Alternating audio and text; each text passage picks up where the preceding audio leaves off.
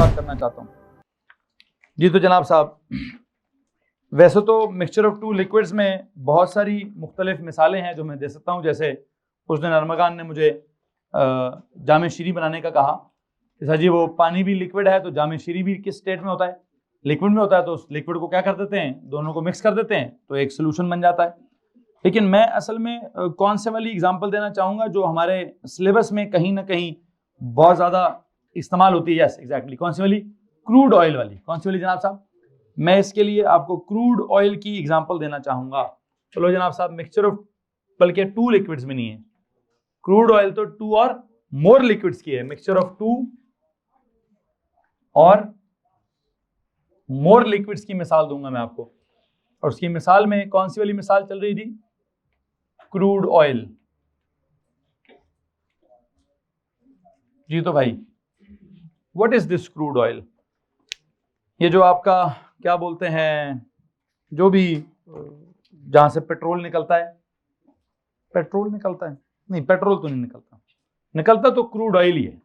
जमीन के अंदर से या किसी भी समुंदर में, समुंदर की गहराई के अंदर से, या जहां से भी आपका जो एक, इसको ज्योग्राफी में आप क्या पढ़ते थे? Fossil fuel. क्या पढ़ते होंगे इसका? लेकिन फॉसिल फ्यूल की बहुत सारी किस्में होती हैं, उनमें से वन ऑफ द किस्म आपने क्या पढ़ी होगी? क्रूड ऑयल आपने पढ़ी होगी। अब एक क्रूड ऑयल बनता कैसे है ये भी मेरा टॉपिक नहीं है, कोई बायोलॉजी है, पता नहीं कोई प्लांट्स मरते हैं कि इंसान मरते हैं, पता नहीं कुछ ना कुछ मरता होगा, ठीक है, मैंने वो भी नहीं समझाना। मुझे बस आपको इतना बताना है कि एक ब्लैक किस्म का, एक बड़ा थिक किस्म का लिक्विड है जो अक्सर जमीनों के बीच में से, जमीन की गहराई से इंसान उसको निकालता है और उसको क्या करने के लिए इस्तेमाल करता है? सबसे पहले उसकी करता है फ्रैक्शनल डिस्टिलेशन। क्या करता है जी? खैर इस वक्त जो फ्रैक्शनल डिस्टिलेशन का मतलब है ये तो मैं आपको नहीं समझा सकता कि यार ये सादी सिंपल डिस्टिलेशन क्या होती है, तो फिर उसके बाद फ्रैक्शनल डिस्टिलेशन क्या होती है, ये मेरा अभी का टॉपिक भी नहीं है। मेरा टॉपिक सिर्फ ये है कि अगर हम उसको, उसकी कुछ एक प्रोसेस होता है सेपरेशन वाला, जब उसके ऊपर एक प्रोसेस ऑफ सेपरेशन लगाते हैं तो उसमें से बहुत ढेर सारी चीजें निकलती हैं। क्या निकलता है जी?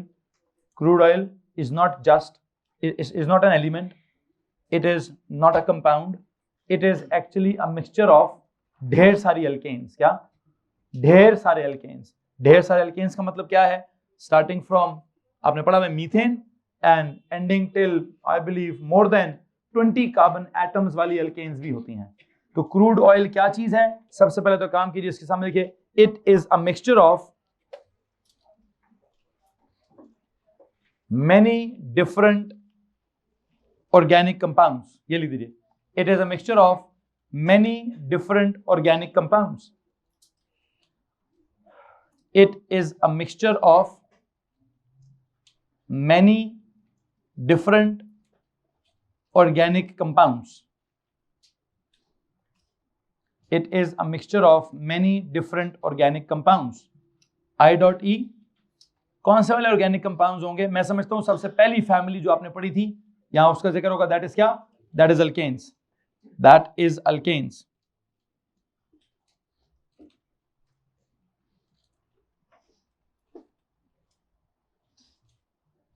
ठीक है जी, it's a mixture of many different organic compounds, that is alkanes. अब वो जो मेनी डिफरेंट ऑर्गेनिक कंपाउंड जो कि अल्केन्स हैं, उनमें से क्या होता है और क्या नहीं होता? Majority of them are what? They are liquids. हाँ, उसमें एक आधा गैसियस फ्रैक्शन भी है, ढेर सारी लिक्विड फ्रैक्शंस हैं, और one of the solid fraction भी है, जिसके बारे में मैं भी आपसे बात करना चाहता हूं। बल्कि मुझे लगता है मैंने कहीं ना कहीं आपसे हल्की फुल्की बात की भी है कि पता नहीं 1 से लेकर 4 कार्बन तक गैसेज होती हैं, 5 से लेकर 10 तक लिक्विड्स होते हैं लो बॉइलिंग, फिर 10 से 15 तक लिक्विड्स होते हैं हाई बॉइलिंग, फिर 15 से 20 तक लिक्विड्स होते हैं बहुत थिक, और 20 के बाद कुछ सॉलिड्स होते हैं, कुछ इस तरह की मैंने बात बोली होगी। मैं काम करना चाहता हूं, एक काम करें, एक जुमला लिखिए जी, it is fractionally distilled. Crude oil के साथ क्या लिखे जी? अगला जुमला लिखें, it is what? Fractionally distilled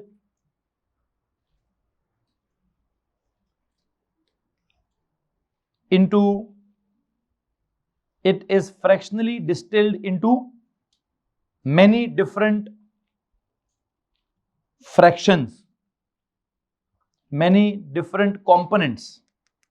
बल्कि काम करें, पहले लिखे many different fractions. It is fractionally distilled,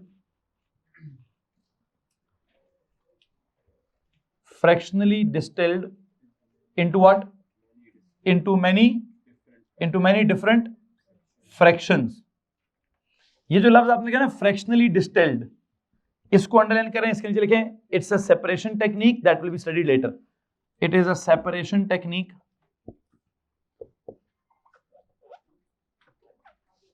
bracket लगा के लीजिए, स्टडी लेटर। टेक्निक मैं भी नहीं पढ़ा रहा। into many different fractions,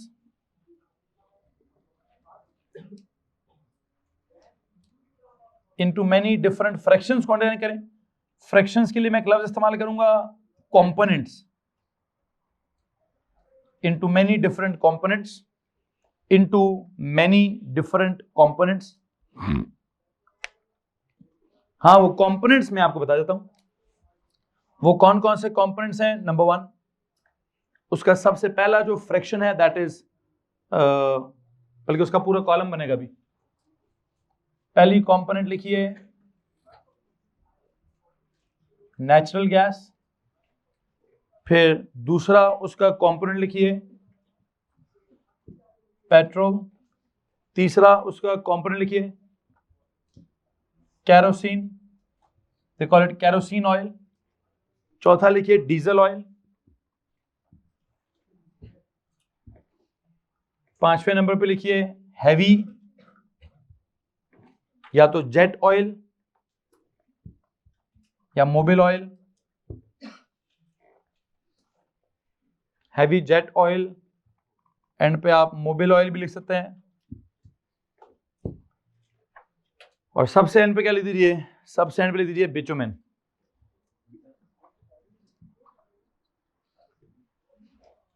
hello जी, these are the so many different fractions of क्या क्रूड ऑयल, कि जब उसके ऊपर एक सेपरेशन का टेक्निक लगाया जाता है तो पता चलता है कि उसके अंदर क्या कुछ है, उसके अंदर ये सारी चीजें मौजूद हैं। इसमें से मेरे काम की चीज कौन कौन सी है वो जरा सुन लीजिएगा। ये जो नेचुरल गैस है ना, वैसे तो होता क्या है, वैसे तो इसके अंदर एक कार्बन से लेकर कितने कार्बन तक होंगे जी, आई थिंक 4 कार्बन तक की चेन होती है, 1 से लेकर 4 तक की इसके अंदर चेन होती है जी। फिर अगर हम पेट्रोल की बात करेंगे तो इसके अंदर 5 से लेकर 9 तक की चेन होती है। अगर हम केरोसिन की बात करेंगे तो वो 10 से लेकर 14 का हिसाब लगा लीजिए। डीजल ऑयल की बात करेंगे तो मैम इसको आप कंफर्म करके दे सकती हैं मुझे वहां से, मैं वो 4 या 5 का हिसाब लगा रहा हूं बस। 15 से लेकर 19 का हिसाब यहां लगाना चाहता हूं, फिर यहां 19 से लेकर 19 नहीं 20 से लेकर 24 का हिसाब यहां लगाना चाहता हूं, फिर यहां 24 से लेकर 25 से लेकर 29 का हिसाब यहां लगाना चाहता हूं, फिर यहां 30 से ऑनवर्ड्स जितना मर्जी तक जाएं, उससे बड़े जितने मर्जी कर लें। C30 से CN, N can be anything.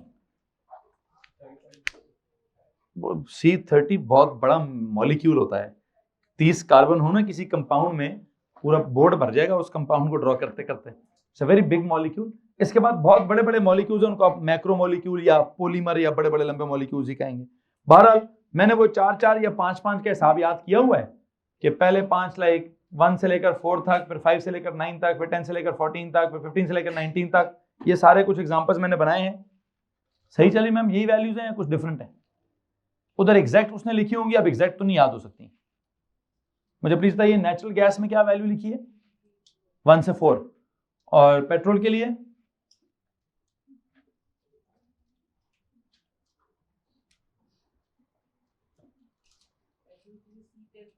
C10 तक। और केरोसिन के लिए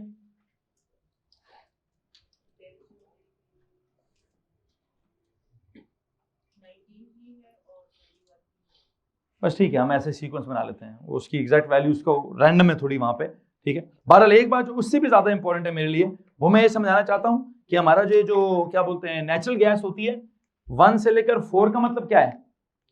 मीथेन भी होगी, इथेन भी होगी, प्रोपेन भी होगी, ब्यूटेन भी होगी। लेकिन मैं आपको बताता हूं इसमें सबसे ज्यादा क्या होता है, इसमें मेनली क्या होता है, इसमें मेनली क्या होगा, एक कार्बन वाला मीथेन होता है, इसमें मेनली मीथेन गैस होती है। बाकी इथेन, प्रोपेन, ब्यूटेन भी थोड़ा थोड़ा होता है। और पेट्रोल में मेनली क्या होता है, मेनली ऑक्टेन होता है। क्या होता है, बाकी 5 का पेंटेन वाला भी होगा, हेक्सेन वाला भी होगा, हेप्टेन वाला भी होगा, ऑक्टेन वाला भी होगा, नोनेन भी होगा, और शायद वो डीकेन भी होता है उसमें। लेकिन सबसे ज्यादा इंपॉर्टेंट कौन है, ऑक्टेन इसके अंदर सबसे ज्यादा होता है। बाकी सब में भी किस किस में क्या क्या होता है उसमें अब मैं ज्यादा इंटरेस्टेड नहीं हूं। किस में इंटरेस्टेड था जी, नेचुरल गैस में मेनली कौन है, मीथेन है। पेट्रोल में मेनली कौन है, ऑक्टेन है। ये 2 कंपाउंड्स ऐसे हैं जो हम अपनी नॉर्मल जिंदगी में इस्तेमाल करते हैं। हमें मालूम है कि नेचुरल गैस को हम मीथेन गैस कहते हैं, तो या तो सुई गैस कहते हैं क्योंकि सुई से निकलती है, या उसको मीथेन गैस कहते हैं क्योंकि उसमें मेनली क्या होता है, मीथेन होता है। और जो पेट्रोल है उसको क्या कहते हैं, उसको ऑक्टेन कहते हैं एक्चुअली। या आपने देखा भी होगा हाई ऑक्टेन लिखा होता है उसके ऊपर, कि उसमें ऑक्टेन बहुत वैसे ही ज्यादा होती है, लेकिन बहुत ज्यादा हो तो वो ज्यादा अच्छा पेट्रोल होता है। अब केरोसिन हमने नॉर्मल जिंदगी में इस्तेमाल नहीं करते। डीजल ऑयल चलो होता है, ये बड़ी गाड़ियों में डीजल डलता है। जेट ऑयल शिप्स के अंदर और जहाजों में थोड़ा और हैवी ऑयल डलता है, फिर एक मोबिल ऑयल, और करते करते एक बात बस बड़ी इंपॉर्टेंट है, आपको मैंने उस दिन भी कहीं पढ़ाया था कि आज जैसे जैसे आप ऊपर से नीचे जा रहे हो, मेल्टिंग बॉइलिंग पॉइंट इंक्रीज हो रहा है। उसकी जो स्टेट है गैस से लिक्विड, लिक्विड से सॉलिड की तरफ जा रही है।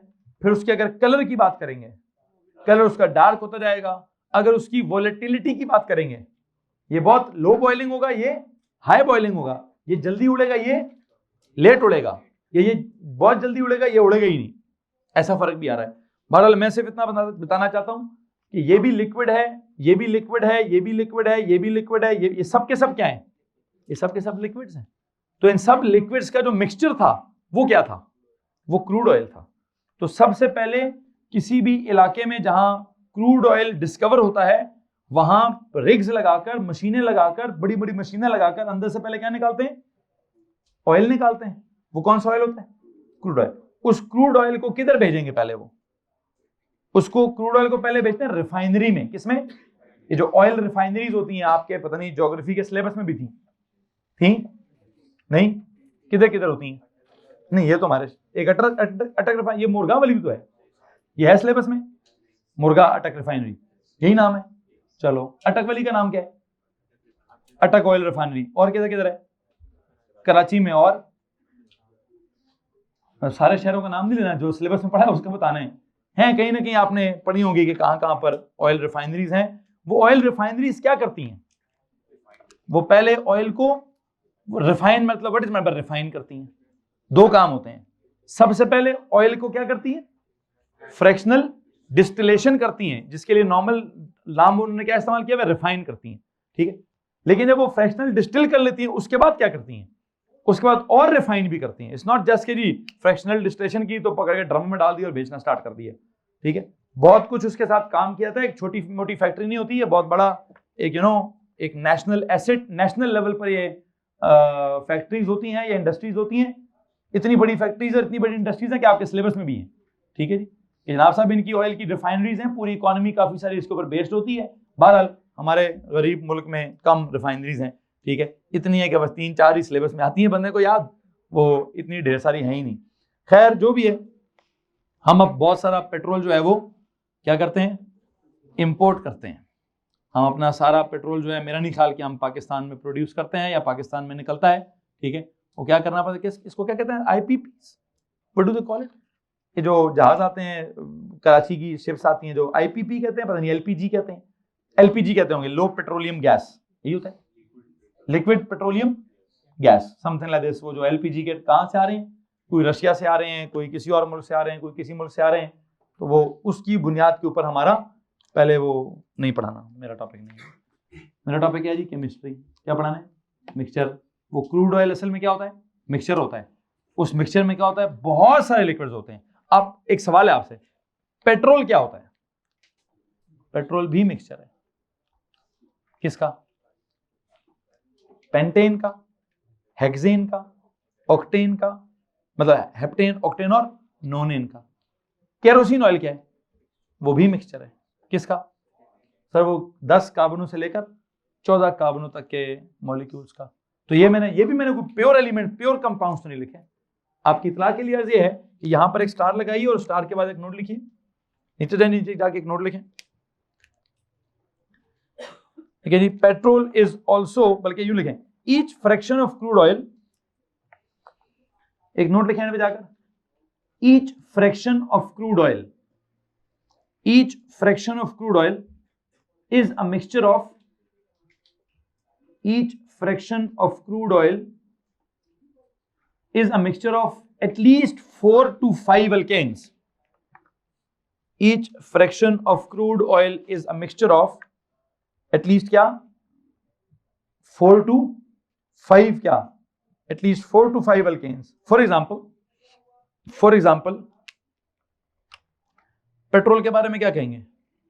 Petrol is a mixture of 5 alkanes. कौन कौन से? For example petrol is a mixture of 5 ने लिखे, नाम लिखे सीधा सीधा। For example petrol is a mixture of pentane, hexane, heptane, octane and nonane. क्या जनाब साहब? अगर आप पेट्रोल की मिसाल देंगे तो I will say it is also a mixture. इसमें कौन कौन है? इसमें पेंटेन है, इसमें हेक्सेन है, इसमें हेप्टेन है, इसमें ऑक्टेन है, इसमें नॉन एन है, और क्या पता इसमें वो डीकेन भी हो। ऐसे पेंटेन का फॉर्मूला क्या बनता? C9 तक ही है। चलें डीकेन इधर नहीं लगाते, ठीक है। C5 और H कितने हो गए?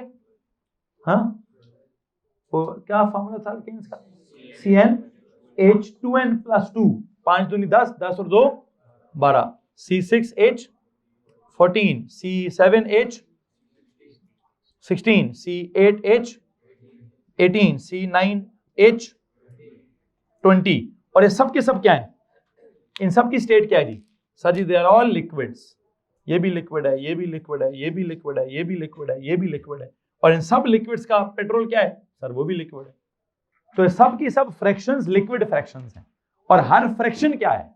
हर फ्रैक्शन आगे 4-5 का मिक्सचर है, ठीक है। तो क्रूड ऑयल कितने कंपाउंड्स का मिक्सचर हुआ? ऑलमोस्ट सर पता नहीं 30 से ज्यादा कंपाउंड्स का मिक्सचर है वो, ठीक है। वो तो मुझे कह सर बस पानी और जामे शीरी पढ़ा दें, ठीक है। वैसे कि मैंने जामे शीरी पढ़ाना पड़ा, जामे शीरी भी क्या है? वो भी बहुत सारी चीजों का मिक्सचर है, ठीक है। वो अगर आप उसका खोल के बोतल की बैक साइड पे देखेंगे तो वहां इंग्रेडिएंट्स में नजर आ रहा होगा कि पता नहीं उसमें किस किस चीज को मिक्स किया हुआ है, ठीक है। अब मैं क्या सारा कुछ पढ़ाऊं? वो सारे इंग्रेडिएंट्स तो नहीं पढ़ा सकता, ठीक है, वो याद भी नहीं होंगे आपको। मेरे सिलेबस में क्रूड ऑयल मिसाल थी, कहीं ना कहीं मैंने उठा के यहाँ अप्लाई कर दी है। आप में से किसी के पास कोई सवाल है तो हाथ खड़ा कर दीजिए। मैंने क्या बोला? टॉपिक में पढ़ा रहा था मिक्सचर, और मिक्सचर ऑफ क्या? 2 और मोर लिक्विड्स। एग्जांपल दी मैंने किसकी? क्रूड ऑयल की। और क्रूड ऑयल में क्या होता है? It is it's a mixture of many different fractions, or it is fractionally distilled into many different fractions, ठीक है, yet is refined into many different fractions, और each fraction is क्या? हर fraction भी एक mixture है। each fraction is a mixture of at least कितने? at least 4 या 5 क्या जनाब? अल्केन्स की। उसमें से सबसे इंपॉर्टेंट अगर मेरे लिए कोई मिक्सचर है तो कौन है? वो है पेट्रोल है। उसके ऊपर उसी की तो हिसाब किताब चल रहा है, उसी का तो रोना चल रहा है। 2 रुपए महंगा होता है, लोग रोना स्टार्ट कर देते हैं। नहीं नहीं नहीं, महंगा 2 रुपए नहीं होता, वो इकट्ठा ही अच्छा खासा महंगा होता है। सस्ता क्या होता है? सस्ता 2 रुपए होता है, ठीक है जी। वो क्या करते हैं? वो जब महंगा करना होता है तो इकट्ठा 30-30, 40-40 रुपए महंगा कर देते हैं। इलेक्शन के दिन करीब आते हैं तो 2 रुपए सस्ता कर लेते हैं। तो हालात जो है वो खराब होते हैं कि ठीक होते हैं, कुछ होता है, बस गुजारा चल रहा है हमारे मुल्क में। सो पेट्रोल में क्या क्या चीज है जी? बहुत सारे मिक्सचर्स थे, बहुत सारे उसके अंदर कंपाउंड्स थे। एक और चीज, पेट्रोल, मैम आपने क्या नाम बताया? नेफ्था। स्पेल करें जरा उसको। कहें पेट्रोल का एक और नाम भी है, NPHTHN, नेफ्था। पेट्रोल के लिए एक और नाम भी है जी, क्या नाम है जी? नेफ्था भी लिखा हुआ है। और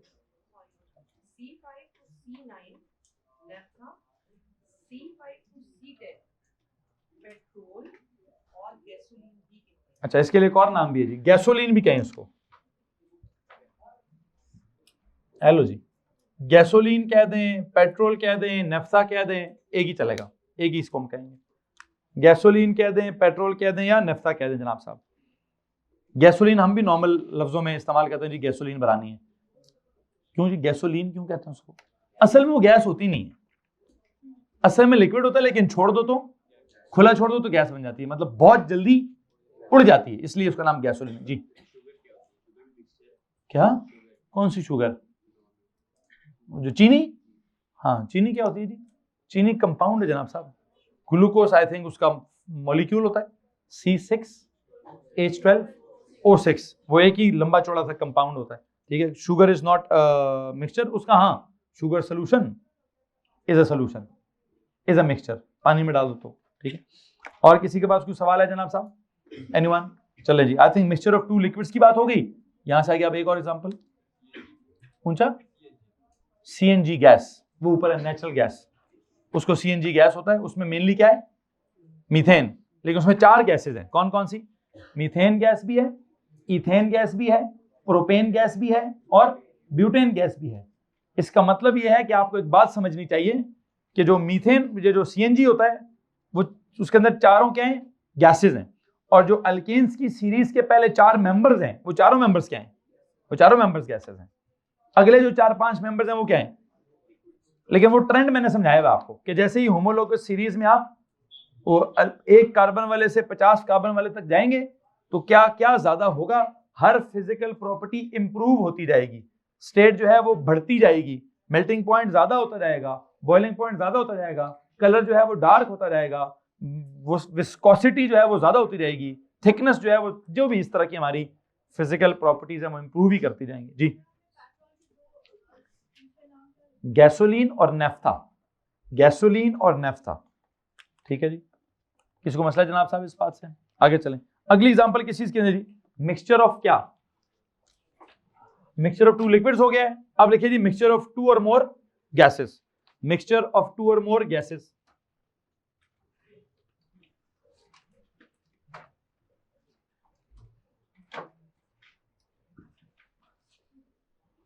मिक्सचर ऑफ 2 और मोर गैसेस में मैं क्या चीज एज एन एग्जांपल आपको पढ़ाऊंगा? एयर। हेलो जी, यहां पे कौन सी एग्जांपल आपको पढ़ाई जाएगी जी? एयर आपको पढ़ाऊंगा, लेकिन इस वक्त कौन सी वाली air? Fresh air. Fresh air के मतलब जो हमारे लिए फ्रेश होती है, एयर तो एयर होती है, हमारे सांस लेने के लिए जिसको हम फ्रेश बोलते हैं, या जिसको हम या सांस लेते हुए जब मुश्किल होती है तो क्या कहते हैं? पोल्यूटेड एयर, ठीक है जी। लेकिन फ्रेश एयर के इंग्रेडिएंट्स क्या क्या हैं? Please tell me. Air is what? A mixture of many different gases. लिखें जी, जैसे यहां लिखा था crude oil is a mixture of many different क्या, जो भी लिक्विड्स। अभी क्या लिखें? Air is a mixture of, air is a mixture of many different gases। कौन कौन सी? Underline that, many different gases। Number 1 nitrogen N2 गैस, नंबर 2 ऑक्सीजन O2 गैस, फिर क्या? कार्बन क्या? कार्बन डाइऑक्साइड, वो कितना? CO2 गैस, फिर आर्गोन, आर्गोन क्या? AR गैस, फिर आई थिंक उसमें वाटर वेपर्स भी होते हैं। मैम आर्गोन की और वाटर वेपर्स की एग्जैक्ट परसेंटेज बताइए। H2O gas. ये नाइट्रोजन की क्या परसेंटेज होती है जी? 78 से 80 तक। अब वैसे तो 78 भी चलेगा, 78 बिल्कुल एग्जैक्ट वैल्यू है, ठीक है।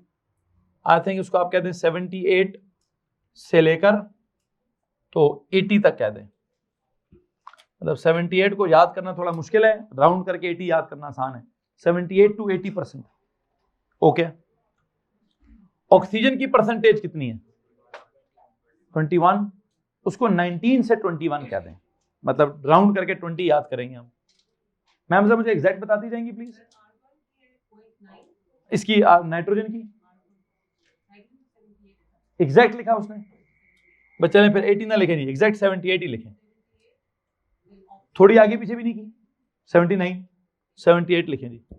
ऑक्सीजन की 21। आगे चलें जी, कार्बन डाइऑक्साइड की बहुत कम है, 0.03 या 0.4, 0.4। आर्गॉन की 0.9। Water vapours variable. किस बुनियाद पर? किस बुनियाद पर जी? सर वो जो क्या कहते हैं उसका, ह्यूमिडिटी। गर्मी होगी तो ज्यादा पानी उड़ेगा, हवा के अंदर वाटर वेपर्स ज्यादा हो जाएंगे। सर्दी होगी तो कम पानी उड़ेगा, हवा के अंदर वाटर वेपर्स कम हो जाएंगे। खैर और भी रीजन हो सकती हैं, लेकिन बहरहाल वैसे कुल मिला के 100 हो गए। 78 और 21 99, 99.9, 99.94। अभी भी कितना रहता है? 0.06 रहता है। ठीक है जी। खैर बहरहाल और क्या मैम? वो तो वो हो गया ना, 100 हो गया। तो ट्रेस क्या? Many other traces, many traces. बस छोड़ें जी। लेकिन वो मैनी ट्रेसेस की परसेंटेज कितनी होगी?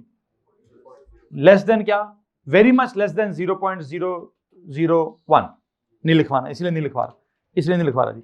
दो चीजें बड़ी जरूरी याद कर लीजिए। कौन सी वाली? नाइट्रोजन और oxygen.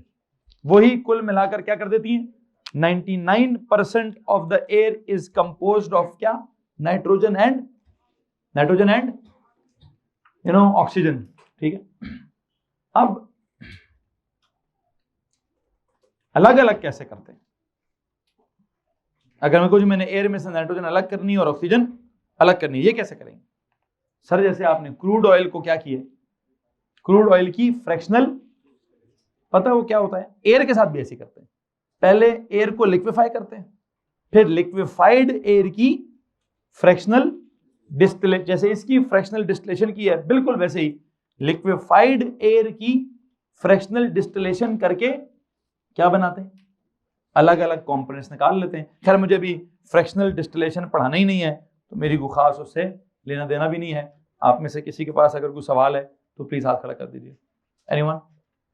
So mixture of two solids में मैंने बड़ी टिपिकल मतलब स्पेसिफिक एग्जांपल कराई है एलॉयज वाली। मिक्सचर ऑफ टू लिक्विड्स में बड़ी स्पेसिफिक एग्जांपल कराई है क्रूड ऑयल वाली। मिक्सचर ऑफ टू गैसेज में बड़ी स्पेसिफिक एग्जांपल कराई है कौन सी वाली? एयर वाली। आप में से किसी को मसला है तो आप हाथ खड़ा कर दीजिए। अब असल में मेरे सिलेबस में मिक्सचर नहीं पढ़ाना था मैंने, मुझे पढ़ाना था सॉल्यूशंस। क्या पढ़ाना था जी?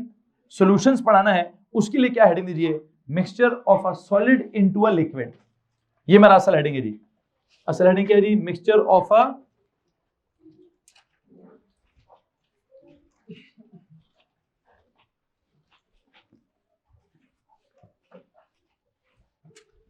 मिक्सचर ऑफ क्या?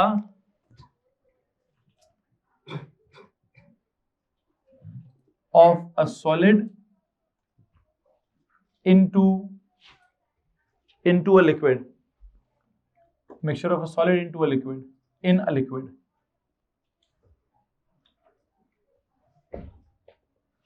Oh जी, mixture of a solid in क्या? In a liquid. You know what? इस सिचुएशन में ये जो लफ्ज मिक्सचर है और जो लफ्ज सॉलिड है और जो लफ्ज लिक्विड है, इनको हमने समझना है। जिस लिक्विड के अंदर आप उस सॉलिड को मिक्स कर रहे होगे, उस लिक्विड को कहते हैं सॉल्वेंट। क्या कहते हैं जी? सॉल्वेंट। जिस सॉलिड को लिक्विड के अंदर मिक्स किया जाता है, उस सॉलिड को क्या कहते हैं? सोल्यूट। और जो मिक्सचर बनता है, उस मिक्सचर को क्या कहते हैं? सॉल्यूशन। तो असल में जो लफ्ज आपने लिखा है क्या? मिक्सचर ऑफ अ, क्या लिखा है? Mixture of a solid in a liquid. असल में क्या होना चाहिए? Solution of a solute in a solvent. Solution of a solute in a solvent. तो सॉल्यूशन क्या चीज है? बेसिकली जब आप सोल्यूट और सॉल्वेंट को मिक्स कर देते हैं, क्या बन जाता है? सॉल्यूशन बन जाता है। सोल्यूट कैसे कहते हैं? किसको है? यानी जो डिसॉल्व होता है। सॉल्वेंट किसको कहते हैं? जिसमें डिसॉल्व होता है। जो डिसॉल्व हो रहा होता है उसको सोल्यूट कहते हैं, जिसमें डिसॉल्व कर रहे होते हैं उसको सॉल्वेंट कहते हैं। यहां तक किसी को परेशानी है? एनीवन? अच्छा, एक बात है, अगर हम कहें कि जो सॉल्वेंट है, जो लिक्विड है, वो पानी है, तो सोल्यूशन कैसा होगा? उसको कौन सा एक्वियस, उसको क्या बोलते हैं? उसको एक्वियस सोल्यूशन बोलते हैं। क्या बोलते हैं यहां साहब? तो एक जुमला मैं आपको और लिखवाना चाहता हूं। क्या इसके नीचे मैं क्या लिखवाऊंगा जी? लिखिए जी, if the solvent is the water, then क्या? Then the solution is known as aqueous solution. जी भाई अहमद, योर क्वेश्चन? नहीं, अभी तो मैं लिक्विड के अंदर ही सॉल्ट को डिसॉल्व करूंगा। उस हिसाब से तो बहुत हजार ऑप्शन है, बहुत सारी ऑप्शन है। मैं हर ऑप्शन तो नहीं पढ़ा रहा, मैं तो टिपिकल ऑप्शन पढ़ा रहा हूं, तो उसमें देखेंगे हम। ठीक है, सॉल्वेंट अगर वाटर हो गया तो the solution is known as क्या? वाटर वाला सोल्यूशन। वाटर वाले का, वाटर का एक और नाम होता है क्या? एक्वा, एक्वाफीना, एक्वा, बस एक्वा ही होता है। एक्वा का वर्ड किस, ये अंग्रेजी है कि ग्रीक है? हाँ, ग्रीक है, तो शायद किसी और जुबान में वाटर को एक्वा कहते हैं, तो वहां से लफ्ज क्या निकला है? Aqueous, aqueous solution. खैर यहां जी सल्यूट की तरफ, सल्यूट के साथ मैंने 2 नोट्स लिखवाने हैं, बल्कि सल्यूट के साथ भी एक लिखते हैं, एक इधर भी लिखवाऊंगा फिर मैं। सॉल्वेंट के साथ एक खास बात आ गई, सोल्यूट समटाइम डिसॉल्व होता है, समटाइम डिसॉल्व। अगर डिसॉल्व हो जाए तो उसको सॉल्युबल कहते हैं, डिसॉल्व ना हो तो उसको इनसॉल्युबल कहते हैं। ठीक है, खैर फिल वक्त मैं क्या लिखूंगा? अगर डिसॉल्व हो जाए तो आई थिंक सोल्यूशन को क्या कहते हैं? मिक्सचर को क्या कहते हैं? सोल्यूशन। और अगर डिसॉल्व ना हो तो मिक्सचर को क्या कहते हैं? सस्पेंशन। क्या कहते हैं? एक काम को तो यहां एक और लफ्ज भी है, if the solute is soluble, मतलब dissolves in the solvent. If the solute is soluble या dissolves in the solvent, then the mixture is known as solution. And if the solvent is insoluble, if the solute is insoluble, जिसका मतलब है does not dissolve,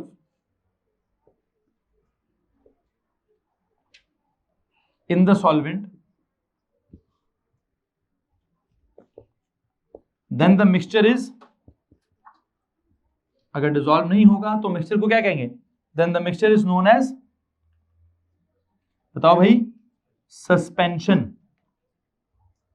जो dissolve नहीं होगा वो suspended रहेगा। क्या रहेगा? सस्पेंडेड पार्टिकल्स की तरह रहेगा, तो पूरे सोल्यूशन को क्या कहेंगे? सस्पेंशन कहेंगे। यहां तक अगर किसी को परेशानी तो हाथ खड़ा करें। अच्छा, अब सोल्यूशन के साथ क्या करूं? सोल्यूशन में एक लफ्ज होता है, एक होता है डाइल्यूट सोल्यूशन, एक होता है कॉन्सेंट्रेटेड सोल्यूशन। ठीक है, बल्कि नहीं, भी उधर मैं लिखवाऊंगा जी, सोल्यूशन के साथ मैं भी नहीं लिखवाना चाह रहा। यहां तक अगर आप में से किसी के पास कोई सवाल है तो हाथ खड़ा कर दीजिए। इसकी बस सीधी सीधी मैं आपको एग्जांपल दे देता हूं। एग्जांपल दे दें यार मुझे जरा सोल्यूशन की। एक दें सॉल्ट सोल्यूशन। कौन सा वाला सॉल्ट? सॉल्ट सोल्यूशन की एग्जांपल देता हूं कि if I have NaCl solid and if I add it to what? If I add it to water,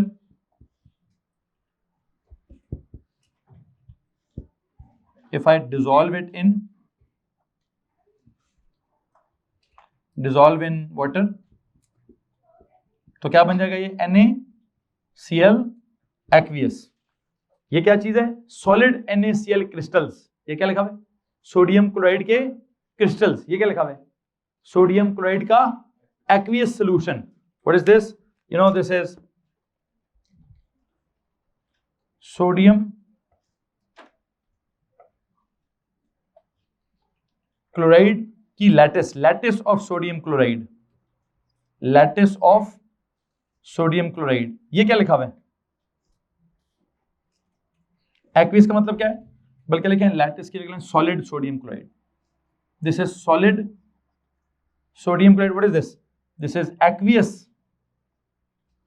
solution of sodium chloride, जिसमें क्या होगा, ये मैंने पढ़ाया है पहले, इधर आयंस क्या होंगे, टाइटली पैक्ड। यहां क्या होंगे, आयंस क्या होंगे, लूजली नहीं, बिल्कुल क्या होंगे, वो एक लफ्ज था हमारे पास, क्या, डिसोसिएटेड होंगे। खैर मैं वो डिसोसिएटेड में डिसॉल्व होंगे, या एक लफ्ज जान लीजिए, क्या, dissociation of ions, dissociation of ions हुई होगी। किसी को मसला है तो आप हाथ खड़ा कर सकते हैं। एनीवन, ये सॉल्यूशन की मिसाल है।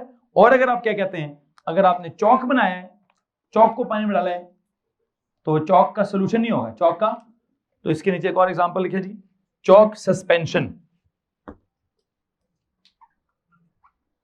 चौक वाले को मैं सॉल्यूशन नहीं कहूंगा, चौक वाले को मैं सस्पेंशन कहूंगा। चौक का फॉर्मूला क्या है, कैल्शियम कार्बोनेट, क्या, कैल्शियम कार्बोनेट, CaCO3 सॉलिड। उसको जब पानी में डालते हैं तो उसका एरो सीधा नहीं होता, मैं नीचे नहीं लिखता, मैं ऊपर लिख देता हूं। बच्चों याद रखिएगा, कैल्शियम कार्बोनेट को जब हम पानी में डालते हैं तो एरो ऐसा बनाते हैं, कैसा बनाते हैं, उल्टा सा बनाते हैं। जब उसको हम डिसॉल्व करें, डिसॉल्व इन वाटर,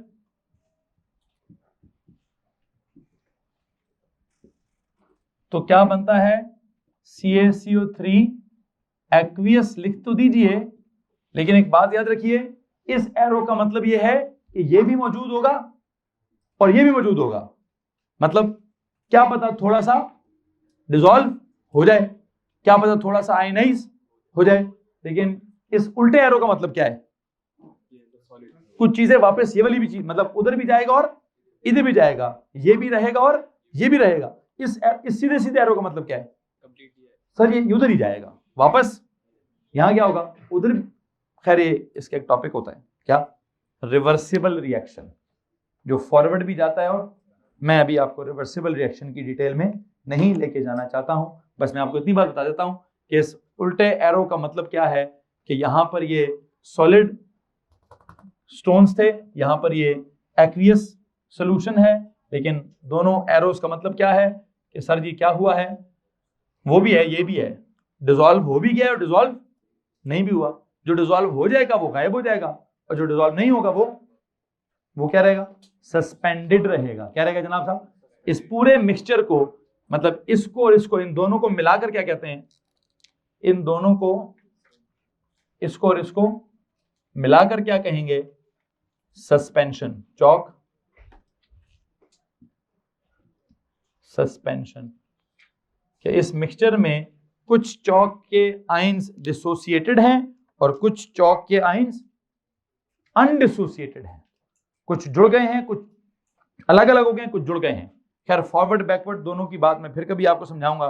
फिल वक्त अगर आप में से किसी के पास कोई सवाल है इस एरो को छोड़कर। जी, यहां डिसोसिएशन ऑफ आयंस, ये एच मतलब ये डिसॉल्व जब करे थे तो डिसोसिएट हो गए। यहां क्या हो रहा है, फॉरवर्ड एरो का मतलब है डिसोसिएशन, वैसे बात है बैकवर्ड एरो का मतलब क्या होगा, अनडिसोसिएशन। फॉरवर्ड एरो का मतलब होगा आयंस अलग अलग हो गए, बैकवर्ड एरो का मतलब क्या होगा, आयंस जुड़ गए। फॉरवर्ड एरो का मतलब होगा एक्वियस हो गया, बैकवर्ड एरो का मतलब क्या हो गया, सॉलिड हो गया। तो उस सॉल्यूशन बीकर में क्या होगा, दोनों साइड्स प्रेजेंट रहेंगी, इस वजह से सारा चौक गायब नहीं होगा, थोड़ा सा चौक गायब होगा भी और कुछ चौक रहेगा भी। तो ऐसी सिचुएशन को हम क्या कहते हैं, ऐसी सिचुएशन को भाईजान क्या बोलते हैं, आई थिंक सस्पेंशन बोलते हैं। किसी के पास कोई सवाल है जी, एनीवन? कल के लेक्चर में इसके ऊपर बात करेंगे। मैम एक छोटी सी वर्कशीट चाहिए मिक्सचर्स के बारे में।